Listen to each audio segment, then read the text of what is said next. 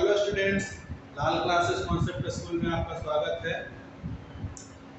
आज हम लोग जो कल हम लोगों ने पढ़ा था मीडिया एंड डेमोक्रेसी, इसी को कंटिन्यू करेंगे। ठीक है, हम लोगों ने कल क्या पढ़ा था कि मीडिया यानी कि हम लोगों ने क्या पढ़ा था कि जो मीडिया और डेमोक्रेसी एक दूसरे से इंटरडिपेंडेंट है। मीडिया से हमें डेमोक्रेसी में होने वाली चीजों के बारे में पता चलता है। डेमोक्रेसी में क्या क्या चीजें हो रही है, तो डेमोक्रेसी में सरकार के द्वारा क्या स्कीम चलाए जा रहे हैं, क्या पॉलिसीज लेकर आया गया है, ये सारी चीज हमें जानकारी कहाँ से मिलती है? मीडिया के थ्रू मिलती है ना। और मीडिया से ही हमें पॉलिटिक्स में होने वाले चेंजेस के बारे में भी पता चलती है। ठीक है, जैसे अभी हम बात करते हैं कोरोना काल की, तो उस समय जैसे सरकार हमारे लिए क्या क्या योजनाएं बना रही है, किनको किनको घर से और किस तरीके से बाहर निकलना है, कैसे हम लोग सुरक्षित रह सकते हैं इस समय कोरोना काल में, तो ये सारी चीजें जो है वह सारी जानकारियां हमें कहाँ से मिल रही है? हमें तो सरकार के पास जा नहीं रहे हैं, तो हमें ये जानकारियां मीडिया के थ्रू मिल रही है। तो मीडिया भी हमारे लिए इम्पोर्टेंट पार्ट हमारे है ना करियर में माना जाता है, हमारे जीवन में माना जाता है। कल भी बताया था कि मीडिया को हम लोग चौथा खंभा यानी फोर्थ पिलर के नाम से भी जानते हैं। तो आज हम लोग आगे स्टार्ट करते हैं। सबसे पहले हम लोग कल भी बोले थे कि इसे हम कल स्टार्ट करेंगे, the role of media in democracy. Media का क्या रोल है डेमोक्रेसी में? तो सबसे पहले हम क्या देखेंगे कि सरकार में दो लोग रहते हैं।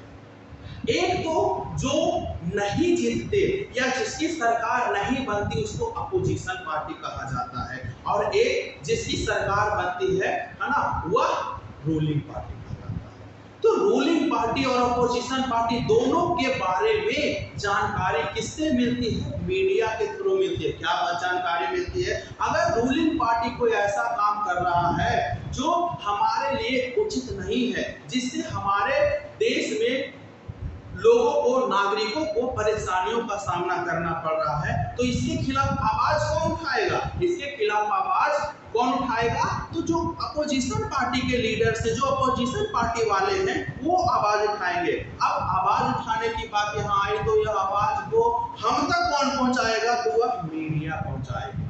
देखा होगा कि जहां पर कोई नेता है ना भाषण देते हैं, अपने स्पीच देते हैं, या कहीं पर धरने प्रदर्शन होते हैं, वहां पर है ना मीडिया पहुंचती है और वह कवरेज करती है कि यहाँ पर इस चीज की मांग के लिए भी है ना यहाँ लोग इकट्ठा हुए हैं, भीड़ लगाए हैं, जुलूस निकाले हैं, हड़ताल किए हैं, है ना। कभी कभी दंगों का भी लाइव कवरेज करती है, ताकि पता चल सके कि कौन कौन लोग इस तरीके के कामों में इन्वॉल्व हुए थे, किस पॉलिटिकल पार्टी के सपोर्ट इसको मिल रहा था। ये सारी चीज जो है मीडिया हमें शो करती है।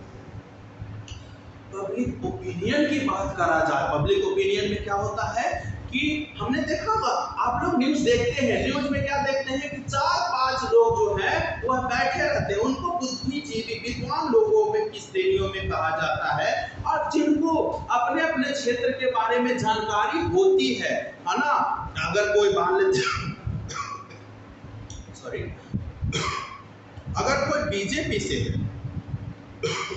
अगर कोई आम आदमी पार्टी की है, अगर कोई कांग्रेस की है, अगर कोई जदयू की है, सभी एक जगह एकत्र होते हैं, है ना। और वो लोग आपस में वाद विवाद करते हैं किसी एक सेक्टर में, इंडस्ट्रीज को लेकर, बेरोजगारी को लेकर, शिक्षा को लेकर, या कोई भी चीज को लेकर, तो सभी लोग वाद विवाद करते हैं। इससे हमें पता चलता है कि कहां पर सरकार में खामियां हैं, कहां पर सरकार अच्छी काम कर रही है ना। ये सारी चीजें जो है वह डिबेट, डिस्कशन जो होता है मीडिया के थ्रू, उसमें पता चलता है। कभी कभी हम लोग अगर बात करना चाहें कि हमारे यहाँ देश में क्या क्या चीजों की आवश्यकता है, तो सबसे पहली चीज हमें एजुकेशन होगी, दूसरी चीज हमें अच्छी एम्प्लॉयमेंट होगी, है ना, तीसरी डेवलपमेंट के तौर पर लोगों को अच्छी शिक्षा मिल गई, एम्प्लॉयमेंट मिल गया, तो उसे रखाव के लिए अच्छे क्वालिटी का उसको कल्चर मिलना चाहिए, समाज, सोसाइटी मिलना चाहिए। ये सारी चीज हमारे लिए क्या है? एक तरीके का डेली नीड्स के तौर पर आती है। क्लियर? तो हम आगे भी इसको देखेंगे। अब है कि रोल ऑफ मीडिया, तो सभी चीजों में मीडिया का ही रोल होता है। मास मीडिया के फॉर्म्स, मास मीडिया का हम लोग बता चुके थे कि जो न्यूज चैनल्स या जो जिस तरीके का मीडिया वर्ल्ड वाइड हमारा कम्युनिकेशन करता है, वर्ल्ड वाइड इंफॉर्मेशन देता है, उसको मास मीडिया कहते हैं, है ना। तो मास मीडिया में दोनों चीजों को हमने डिस्कस किया था। कौन कौन से? पहला था इलेक्ट्रॉनिक मीडिया, दूसरा था प्रिंट मीडिया। इलेक्ट्रॉनिक मीडिया में टेलीविजन, रेडियो और इंटरनेट, ये सारी चीजें, है ना, जानकारी हमें प्राप्त होती है। ठीक है, बात इलेक्ट्रॉनिक की करते हैं। और इलेक्ट्रॉनिक पहले ये मीडिया थी, पहले सिर्फ और सिर्फ हमारे देश में प्रिंट मीडिया थी, इलेक्ट्रॉनिक मीडिया नहीं थी। 1453 ईस्वी में चाइना के द्वारा, है ना, किस चीज का आविष्कार किया गया? प्रिंटिंग प्रेस का निर्माण किया। किसके द्वारा? चाइना के जोहान्स गुटेनबर्ग के द्वारा 1453 ईस्वी में प्रिंटिंग प्रेस का निर्माण किया गया। मतलब उससे पहले हम लिखते थे कोई भी चीज, कागज का निर्माण भी चाइना में ही हुआ था, लेकिन इससे पहले, है ना। तो चाइना में प्रिंटिंग प्रेस का जब निर्माण किया गया, उसके बाद से तो हमारा जीने का तौर तरीका ही बदल गया। हम लोग अब कोई भी चीज टाइप करने लगे, बुक छपने लगे, लिखावट आने लगी, ये सारी चीजें होनी शुरू हुई। तो प्रिंट मीडिया सबसे पहले आया, जिसमें न्यूज़पेपर, जर्नल, मैगजीन, है ना, ये सब आते हैं। न्यूज़पेपर की बात किया जाए तो न्यूज़पेपर आप लोगों ने पढ़ा होगा, द टाइम्स ऑफ इंडिया पढ़ते हैं, हिंदुस्तान पढ़ते हैं, है ना, ये सारी चीजें, और दैनिक जागरण करते हैं, दैनिक भास्कर पढ़ते हैं, ये सारा न्यूज़पेपर हमारे आसपास आते हैं। द हिंदू पढ़ते हैं, इंडियन एक्सप्रेस पढ़ते हैं, सब इंग्लिश न्यूज़पेपर है ना, तो ये हमारे पास आते हैं। कुछ अब ये तो न्यूज़पेपर हुआ, जर्नल और मैगजीन्स क्या होते हैं भाई? तो मैगजीन्स जो आप लोग देखते हैं, हर एक लोग नहीं पढ़ते। मैगजीन्स पढ़ने वाले की संख्या बहुत बहुत कम है ना। जैसे business today, India today, front line, outlook, ये सब मैगजीन्स के टाइप है। कुछ तो ऐसा भी होता है, आप न्यूज़पेपर के दुकान पर जाएंगे तो आपको एक रोजगार से रिलेटेड न्यूज़पेपर भी मिलेगा। कुछ न्यूज़पेपर्स के दुकान पर जाएंगे तो आपको सिर्फ और सिर्फ साप्ताहिक न्यूज़पेपर मिलता है, वीकली न्यूज़पेपर मिलता है। तो ये सब क्या है? अब वीकली न्यूज़पेपर क्या, एक सप्ताह में कोई घटना नहीं घटा तो एक सप्ताहों को घटनाओं को फिर एक बार में हुआ लिख कर देता है, तो वीकली न्यूज़पेपर। तो ये सब बहुत कम लोग पढ़ने वाले हैं। हम लोगों को क्या है कि हर दिन जो घटनाएं घटी हुआ जानकारी चाहिए, लेटेस्ट जानकारी हमें चाहिए। लेकिन वीकली, अब एक सप्ताह पहले वाली घटनाओं को आज अगर हमको बताया जाए तो क्या हमें इसके बारे में सही जानकारी मिलेगी? एक सप्ताह में बहुत सारी चेंजेज आ जाती है, ठीक है। तो ये अब ओल्ड मॉडल्स में होना चाहिए, यानी कि प्रेस जो है, प्रेस का नाम सुने हैं ना, तो प्रेस वगैरह जो काम करती है वो प्रिंट मीडिया पर काम करती है। दूसरा है इलेक्ट्रॉनिक मीडिया, जो सबसे लेटेस्ट मीडिया के रूप में जाना जाता है। इलेक्ट्रॉनिक मीडिया क्या है? देश में ऐसा नहीं है कि सभी लोग पढ़े लिखे हैं, बहुत से ऐसे लोग हैं, है ना, जो पढ़े लिखे नहीं है। तो क्या उनको किसी भी प्रकार का न्यूज जानने का कोई अधिकार नहीं है? क्या वो लोग नहीं जान पाएंगे कि क्या हुआ, भारत में कौन सी घटनाएं घटी, क्या क्या चीज सरकार हमारे लिए लेकर आई है? तो उनको भी तो जानकारी चाहिए ना, तो ये तो पढ़ नहीं पाएंगे। इलिटरेट है, इसका मतलब है कि वो प्रेस यानी इलेक्ट्रॉनिक मीडिया के अलावा उसके पास कोई चारा नहीं है। प्रिंट मीडिया में वो कुछ इन्वॉल्व हो नहीं सकते। किताब रख दो तो काला अक्षर भैंस बराबर आप लोगों ने जाना था, तो वही उनके लिए हो जाएगा। न्यूज़पेपर उनके लिए चिड़िया बादाम और भुंजा खाने के ही काम में आएगा, और कोई काम नहीं आने वाला। तो अब आता है इलेक्ट्रॉनिक मीडिया, जो कि चाहे अनपढ़ हो चाहे पढ़े लिखे हो। आप देखते हैं अभी कि एक छोटा सा बच्चा, 2 साल 1.5 साल का बच्चा हम लोगों के घरों में है, मोबाइल लेता है और इस तरीके से वह चेंज करना शुरू करता है। जहां जहां पर गेम्स होते हैं, है ना, वह ढूंढ कर उसको क्लिक करके अपना खेलना शुरू कर देता है। YouTube चैनल्स देख लेता है कि कौन सा है ना, और उसको चलाना शुरू कर देता है। ये नहीं देखेगा कि कौन सा गाना या कौन सा कार्टून आने वाला है, बस आ रहा है तो आ रहा है, सभी को क्लिक करके देखेगा, सभी को दबा के देखेगा। तो यह कौन, क्या ये पढ़े लिखे लोग हैं? क्या बचपन में, है ना, 1-2 साल का लड़का पूरा IAS बन गया है या ABCD जानता नहीं जानता, फिर भी वह उसको उस पर वर्क कर लेता। तो ये है इलेक्ट्रॉनिक मीडिया। टेलीविजन, टीवी देखने के लिए पढ़ने लिखने की आवश्यकता नहीं है, फिल्म देखने के लिए की, है ना, पढ़ने लिखने की आवश्यकता, जो नहीं भी पढ़ा लिखा हुआ भी उसको समझ जाएगा। रेडियो सुनने के लिए हमें अनपढ़ या पढ़े लिखे में कोई भेदभाव नहीं है ना। आप ये कहेंगे कि सर इंग्लिश वाला जो अगर चैनल देखना हो तो उसके लिए क्या करेंगे, तो इंग्लिश चैनल के लिए तो इंग्लिश, अब अमेरिका में अगर कोई पढ़ा लिखा नहीं होगा फिर भी वो इंग्लिश लैंग्वेज को जानता ही होगा, सुना होगा, है ना, बोलता ही होगा। तो इंटरनेट सबसे इम्पोर्टेंट चीज हमारे लिए आज क्या है, इंटरनेट, है ना। हर एक चीज आप अभी, है ना, ऑनलाइन क्लासेस देख रहे हैं तो ऑनलाइन क्लासेस के लिए भी किसी की आवश्यकता पड़ी, इंटरनेट की आवश्यकता पड़ी। मोबाइल आपके पास है लेकिन जिनके पास इंटरनेट नहीं है तो वो मोबाइल वो डब्बा का ही रूप लेगा, वह चाहे आप कुछ भी कर दें, फोन आ भी नहीं सकता, जा भी नहीं सकता, बहुत सारी चीजें, सिम कार्ड अगर नहीं हो तो इंटरनेट वगैरह हमारे लिए बहुत इंपॉर्टेंट है। ये मास इलेक्ट्रॉनिक मीडिया और प्रिंट मीडिया के अंतर्गत, ठीक है, इलेक्ट्रॉनिक मीडिया हो गया और प्रिंट मीडिया। अब हम कहते हैं कि प्रिंट मीडिया में ही क्या है सर, तो प्रिंट मीडिया आज से नहीं, स्वतंत्रता से पहले से ही चल रहे। बहुत सारे स्वतंत्रता सेनानी जो थे वह प्रिंट मीडिया का ही इस्तेमाल करते थे। किस काम के लिए, लोगों में देशभक्ति की भावना जागृत करने के लिए, लोगों में राष्ट्रीयता की भावना जागृत करने के लिए। ये कैसे होता था, तो और उस समय मीडिया इतना ज्यादा क्या नहीं थे, उन पर बहुत सारी पाबंदियां लगी हुई थी, इंडिपेंडेंट नहीं थे। उनको ऐसी चीजें ही छापनी होती थी जिससे अंग्रेजी शासन को कोई नुकसान ना हो। अगर उन अंग्रेजों ने, है ना, उसको कुछ लगा कि हाँ ये मीडिया जो है, ये न्यूज़पेपर जो है हमारे खिलाफ लोगों को भड़का रहा है, तो उसको तुरंत वो बंद करवा देता था और उनके लोगों को जेल में कैद कर देता था, है ना। तो बहुत सारे लीडर्स ने भी हमारे लिए बहुत काम किए, न्यूज़पेपर के थ्रू हम लोगों को नई चेतना, नई जागृति दी, जिसमें से एक था केसरी न्यूज़पेपर। केसरी न्यूज़पेपर कौन से लैंग्वेज में था, मराठी लैंग्वेज में। कौन से लैंग्वेज में, मराठी लैंग्वेज में, है ना। 1881 ईस्वी में इसको बाल गंगाधर तिलक ने प्रकाशित किया था।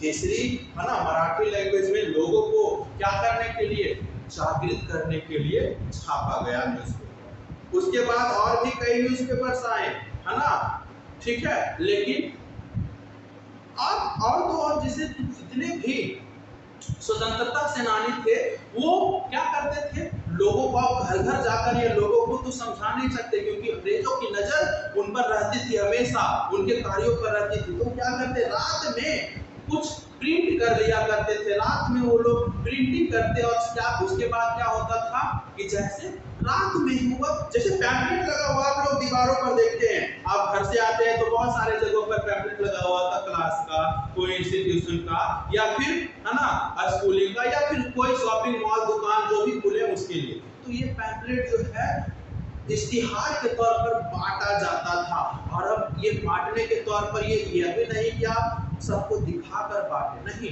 रात में गलियों में फेंक दिया जाता, चौराहों पर फेंक दिया जाता। क्यों, ताकि अगर कल हो तो लोग आए जाए तो उनको इसका नजर पड़े, समझ में आए कि हाँ क्या होने वाला है, अंग्रेजों के खिलाफ क्या एक्शन होने वाला है, कौन कौन लोग इसमें सम्मिलित होने वाले हैं, ये सारा चीज का इंफॉर्मेशन उसमें रहता था। अंग्रेज को भी मिलता लेकिन तब तक वो काम अपना करके चले जाते थे। ये था हमारा, है ना, इंडिपेंडेंस से पहले की मीडिया। अब है अगला टॉपिक हमारा आता है एडवर्टाइजमेंट।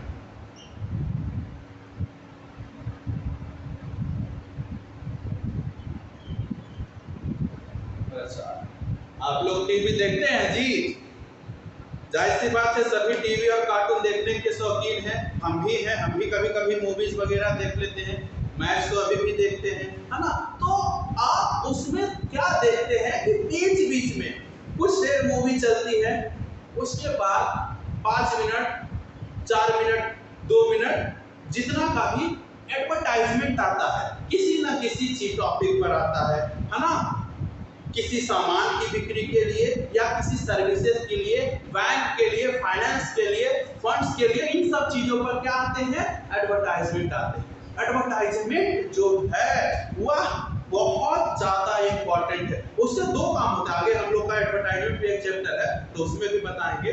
उसमें दो काम होते हैं, एक तो सबसे पहले हमें नॉलेज मिलती है कि सरकार या, है ना, कंपनी कोई चीज बना है तो वह हमारे दूसरा, इसे हम कहां से अपने पास परचेस कर सकते हैं। ठीक है, जैसे अगर साबुन का प्रचार आता है, क्रीम का प्रचार आता है, फंड्स के प्रचार आते हैं, म्यूचुअल फंड्स का प्रचार आता है, बैंक्स का प्रचार आता है, तो ये सारी सर्विसेज के लिए हम कैसे और क्या आवेदन करें, कैसे परचेज करें, सारा चीज उस एडवर्टाइजमेंट में बताता है, जिससे हमें जानकारी भी मिलती है और हम उससे जुड़ना चाहे तो जुड़ भी सकते हैं। क्लियर? एडवर्टाइजमेंट थोड़ा सा ध्यान दें, हम बात न्यूज़पेपर की करते हैं, हम बात सिर्फ मीडिया की करते हैं, तो क्या है एडवर्टाइजमेंट से आप क्या समझते हैं? आप लोग देखे होंगे न्यूज पर एक महिला या एक पुरुष बोलता है ना, जिसे हम लोग सुनते हैं, तो उसमें देखना सेटअप क्या है, बड़े बड़े कैमरे लगे रहते हैं, बड़े बड़े स्क्रीन पर, है ना, बहुत सारी चीजें लगी रहती है ना। वो क्या करने का काम आता है? बहुत बड़ा बड़ा बिल्डिंग में वो सब चीज बनाया जाता है, जिसमें बहुत सारे लोग इन्वॉल्व होते हैं।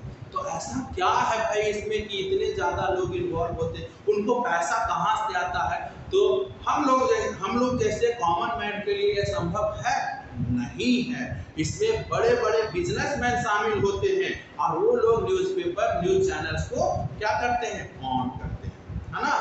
ऑनरशिप के लिए वो लोग होते हैं, जैसे एक न्यूज पढ़ने वाला, और उसके साथ कई एंकर्स होते हैं, दूसरे बहुत सारे कैमराज होते हैं, तो उनको सपोर्टिंग के लिए कैमरामैन चाहिए, लाइटमैन चाहिए, और भी बहुत सारे लोग उसमें काम करते हैं। तो इन्हें बहुत बड़े फंड की आवश्यकता होती है। जो फंड कौन मुहैया कराता है इन्हें? तो बड़े बड़े बिजनेसमैन, क्योंकि और ये बड़े बड़े बिजनेसमैन ये बहुत बड़े बड़े बिल्डिंग्स में ये काम होते हैं, वर्ल्ड वाइड भी काम होता है, कंट्री वाइज भी काम होता है, तो इसीलिए इनको पैसे बहुत आते हैं। तो आमदनी का सोर्स भी हम लोगों ने बताया एडवर्टाइजमेंट के थ्रू, है ना, और साथ ही साथ इनको पैसे कहां से आते हैं? तो कुछ सरकार ही पैसे देती है। भ्रष्टाचार तो, है ना, भारत में आप लोगों को पता, हम लोग क्लास में क्या करते हैं, भ्रष्टाचार तो बिल्कुल है नहीं। जस्ट इसका उल्टा कर दीजिए कि भारत में बिना ब्राइब के, बिना पैसे दिए आप कोई तरीके का छोटा सा छोटा काम भी नहीं करवा सकते, है ना। तो इस प्रकार से न्यूज चैनल किसी को फेमस भी बना सकता है, और वही न्यूज चैनल किसी को पल भर में फेमस लोगों को सड़क पर ला सकता है, यानी अर्श से फर्श पर भी ला सकता है, और फर्श से उठाकर अर्श तक पहुंचाने का काम न्यूज़पेपर, न्यूज चैनल्स का होता है ना। अगला हम लोगों का टॉपिक है सेंसरशिप। सेंसरशिप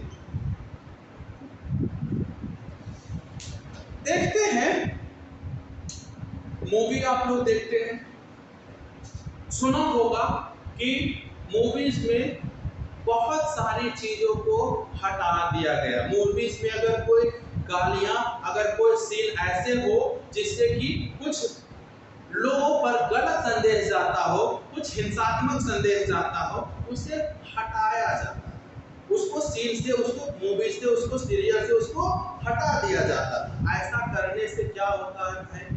क्यों आपने ऐसा किया? तो इसलिए क्योंकि लोगों में इसका गलत संदेश नहीं जाए, लोग इसको अपनाए नहीं, लोग इस रास्ते पर चले नहीं, इसके लिए इसे हटाया जाता है। ये सेंसरशिप कहलाता है। तो सेंसरशिप में क्या होंगे? सेंसरशिप में वो सारी चीजें आता है, समझना, है ना। सरकार नहीं चाहती कि सभी चीजों को लोगों को दिखाया जाए।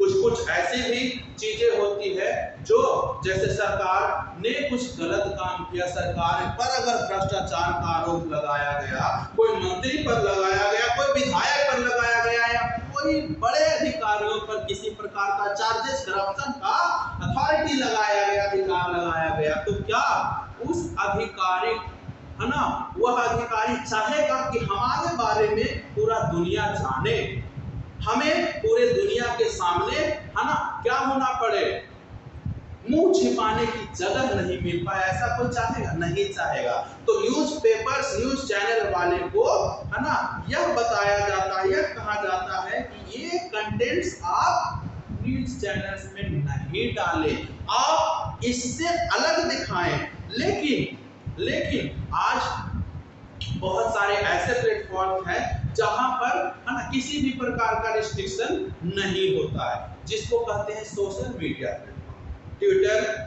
व्हाट्सएप, फेसबुक, इंस्टाग्राम, ये सारे सोशल मीडिया टाइप्स है जिस पर अगर किसी भी प्रकार की कोई घटनाएं घट रही है, जिसका कोई लाइव रिकॉर्डिंग या कोई चीज है, तो उसे आप उस पर डाल सकते हैं। बहुत सारे लोग उससे जुड़ते हैं, बहुत सारे लोग इसको देखते हैं, तो वह वीडियो कहीं ना कहीं किसी न किसी हिसाब से आगे बढ़ता जाता है, प्रशासन तक पहुंचेगा, पुलिस अथॉरिटी तक पहुंचेगा। अब उसको तो कोई डिलीट नहीं कर सकता क्योंकि वो बहुत लोगों के पास है ना। लेकिन न्यूज़पेपर वाले, न्यूज चैनल्स वाले के पास वह जो सबूत होता है उसे कब हमारे पास लाएंगे, जब वह हमें अपने पास देगा, यानी कि वह शो करेगा तब। लेकिन फेसबुक, व्हाट्सएप तो सभी चलाते हैं, अगर उस पर आ गया तो फिर वह पूरा देश में वायरल हो जाता है। वायरल का मतलब समझते हैं ना, पूरा देश उसको देखना शुरू कर देता है, पूरा देश उसका है ना उसके बारे में जान जाता है। ठीक है, तो हम लोग आगे देखते हैं।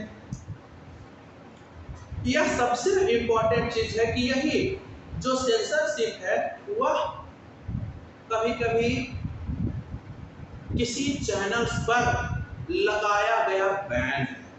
चैनल को यह कहकर बैन लगा दिया जाता है कि आप एक ऐसे कंटेंट्स को चला रहे थे जिसका सरकार समर्थन नहीं करती है, और वह कंटेंट्स में क्या हो आएगा, जैसे में आप लोग समझना, जैसे में कहीं कोई हिंसा हो रही है ना, तो हिंसा का लाइव अगर हम वीडियो चला लिए तो ये सब चीजें देखकर और ज्यादा लोग उसके समर्थन में उतर जाएंगे, है ना, और हिंसा बढ़ जाती है।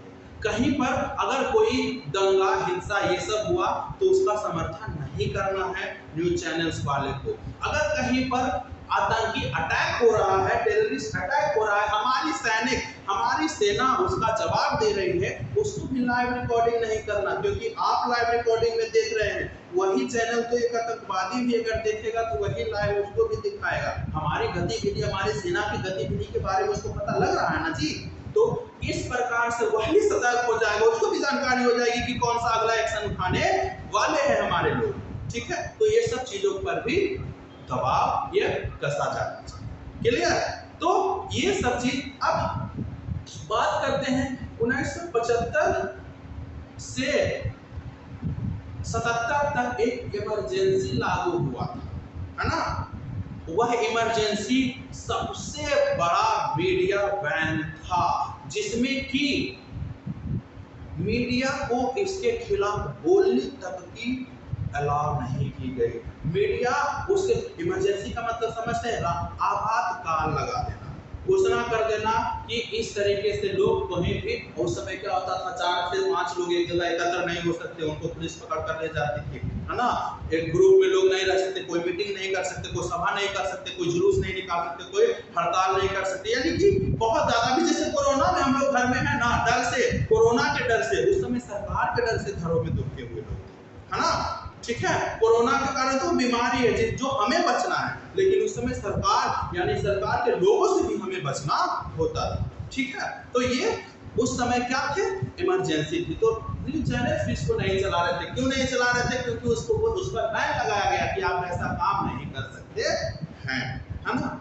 आगे हम लोग पढ़ेंगे कि अब देखिए थोड़ा सा इसमें जानकारी क्या है कि मीडिया को स्वतंत्र होना चाहिए। अगर हम अपनी और आपकी बात करें, स्टूडेंट और टीचर की बात करें, तो अगर कोई स्टूडेंट खड़ा होकर पूछता है कि सर ये वाला चीज हमें नहीं ये समझ में आया, हम उसको अगर डांट के बैठा दें कि तुम बैठो बाद में बताएंगे, क्या वो दोबारा पूछेगा? या उसको अगर हम, है ना, पीट दें या फिर हम उसको डांट दें तो क्या वो दोबारा पूछेगा? नहीं पूछेगा। हमारा और आपका रिश्ता एक फ्रेंडली रिश्ता होना चाहिए, ताकि आपको अगर कोई दिक्कत हो तो हम उसके लिए तैयार रहें, है ना। देखते हो, हमें देखते हो कि हम हर एक स्टूडेंट से इंटरेक्टेड रहते हैं कि अगर आपको कोई दिक्कत है मेरे से आकर बात करें, है ना, ताकि हम आपके प्रॉब्लम्स को शेयर कर सकें, हम आपके प्रॉब्लम्स को कम करने का कोशिश कर सकें। ठीक है, तो मीडिया को भी इंडिपेंडेंट होना चाहिए, अनवाइज्ड होना चाहिए, किसी के पक्ष में नहीं, है ना। आज क्या है, कि अगर कोई दोषी पैसे वाला है और अगर कोई निर्दोष भी गरीब है तो निर्दोष को दोषी साबित करने के लिए मीडिया जी जान लगा देती है। क्यों? क्योंकि उसको पैसे वाले से पैसे मिले हैं उसको बचाने के लिए। तो ये सारा जो चीज है वह मीडिया बहुत ज्यादा करती है। इसको ही हम लोग वाइस्ड न्यूज कहते हैं, पक्षपात कहा जाता है ना। पक्षपात, किसी के पक्ष में किसी तरीके का क्या देना, जस्टिस देना। क्लियर? तो ये चीजें मीडिया को है ना निष्पक्ष होना चाहिए और इंडिपेंडेंट, अनबाइस्ड और इंडिपेंडेंट होना चाहिए। Media should independence and unbiased, स्वतंत्र और निष्पक्ष होना बहुत ज्यादा जरूरी है मीडिया। समझ में आया? तभी हमारा देश आगे बढ़ सकेगा। कल हम लोग मीडिया एंड मनी और इसके बाद की सारी चीजों की जानकारी प्राप्त करेंगे, है ना। आज के लिए बस इतना ही। धन्यवाद।